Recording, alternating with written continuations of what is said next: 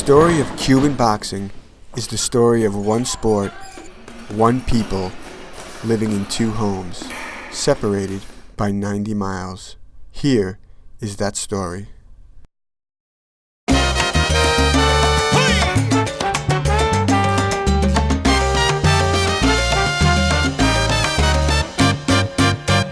Cuba was a great vacation destination in the 1920s, 30s, 40s. It was a great honeymoon destination. If I can describe it, it was sort of a combination of South Beach and Las Vegas. In the 1950s, the Cuban sports scene was thriving. There were dozens of world-class fighters fighting in every division. And the Cuban Winter League is where a lot of the top Major League Baseball players spent the offseason. It was the greatest Latin American country ever, Cuba. I could testify to that. Great people, they knew how to live, democratic. And then came Castro's revolution, and that's when everything changed.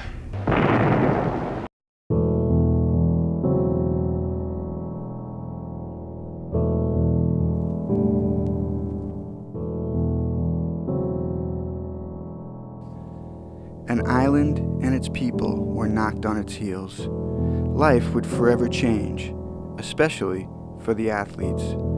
Cuba's boxers were asked to assess their priorities. Would it be country or sport?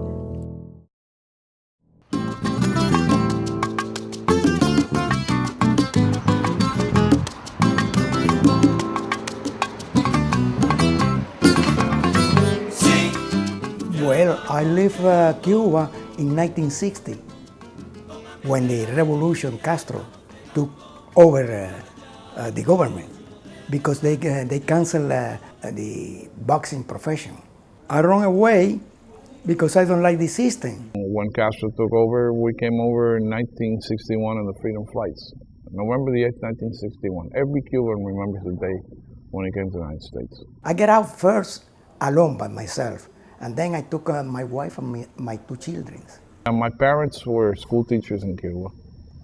And my father, who had been a PhD in Cuba, drove a truck for a couple of years until he got his degree revalidated and he could teach in the United States. You know, we were Cuban refugees, poor Cuban refugees, and came over in 1960. We lived in a little apartment building, and we had 3 families living in that apartment building. Our family had been in and out of the United States since World War II. My father would come and work and go back. And after he got a good job at Delta Airlines, there's too much political unrest in Cuba, so we figured bring up the family here. Well, I'm looking for better opportunity in this country because, you know, my country is the kind of country that you don't have no future. Living in Cuba, you know, you don't have, that's my country, but, you know, when it's time for future, you know, everybody comes to the United States.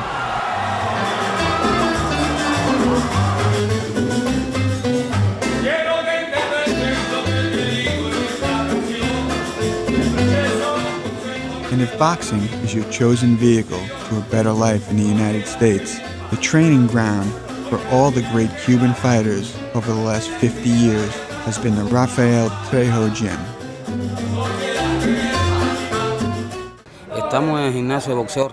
We are in the boxing gym Rafael Trejo, one of the oldest gyms in Cuba. Here, kids train, groups train. We train everybody, all categories.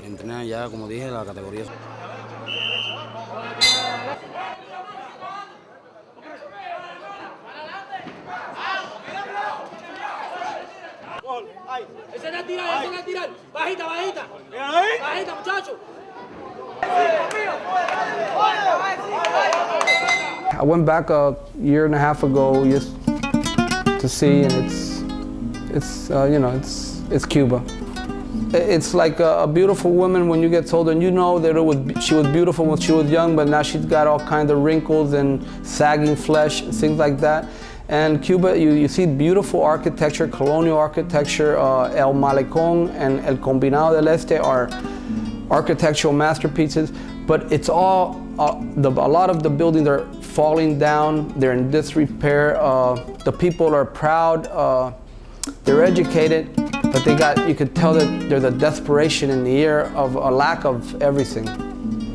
When you went back, was there a sense of sadness about it?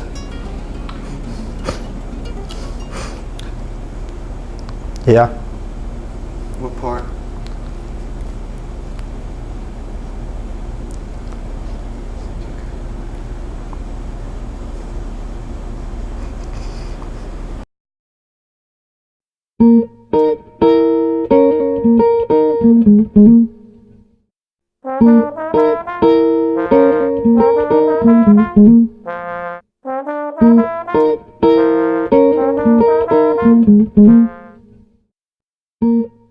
Satchel could do what he wanted to do when he wanted to do it.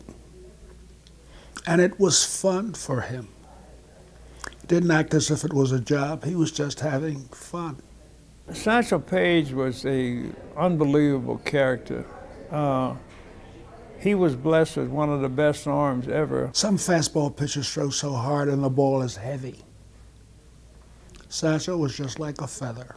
He was so far ahead of people that was unreal. He had the best control of any pitcher that you probably has ever pitched. He was 35 when I first met him, and he didn't have a curveball then. He threw you fastballs in and out, up and down. If there's one guy I could say I want to go watch one guy pitch, it would be Satchel Paige, without a doubt. What made him so effective was that he knew how to pitch, and he knew where to place the ball. He had just wonderful control.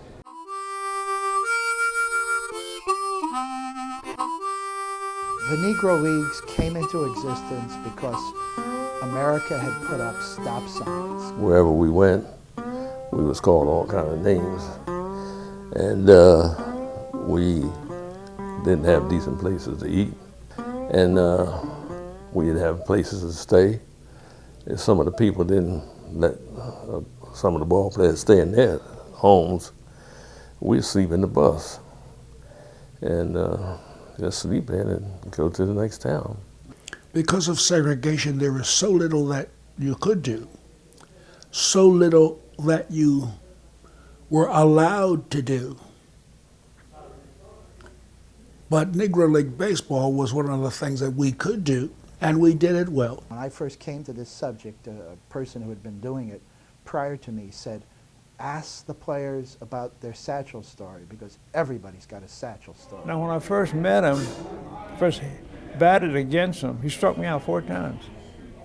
And he said to me, he said, Monty, he said, you know, I just want to give you a tip. He said, you'll never hit me. I said, no, why not? He said, you hold your bat too high. He said, by the time you get the bat down and around, he said, I'm by you and gone. I said, okay, well, I'll try to drop my bat a little bit. So in about a month, we played again. And at that time, see, he only got me twice. So he said, see, there's 50% improvement. I said, you gonna teach me how to hit you? I said, it doesn't make sense. He said, just because I say it doesn't mean you're gonna do it. In September 23rd, 1951, they gave me a day in Chicago. And I went in the bath, I want to hit him so bad. Because the reason it's Negro League, I can't hit it so. I don't remember one hit that I have on him. So I might have one or so, but I don't remember. And I hit a one boot in a left field line between shortstop, third base, and left field, they break it in, and the ball drop in the middle. He turned around, he said, hey, me knows. Come on, hit the ball right. I said, Satchel, buy the paper tomorrow. You see, Minnie knows got a double in the left field. And Satchel paper. We playing the Baby Ruth All-Stars. And we're in Chicago, and we're way on the south side in Chicago. And the field, they had big cedar trees with the outfield. And oh man, it must have been near 400 feet out there. And the first pitch Satchel threw Ruth, he hit it over those trees. And you know how Ruth ambled around the bases. You know who met him at home plate? Satchel was congratulating. They held the ball game up 15 minutes for a kid to go out and get this ball, bring it back, so Ruth could autograph the ball for Satchel Paige. That was Satchel and Ruth. Do you think he grooved him a nice pitch, or? Huh? Do you think he grooved him a nice pitch to hit? Didn't have to groove Babe Ruth, no pitch. He could hit. Yeah.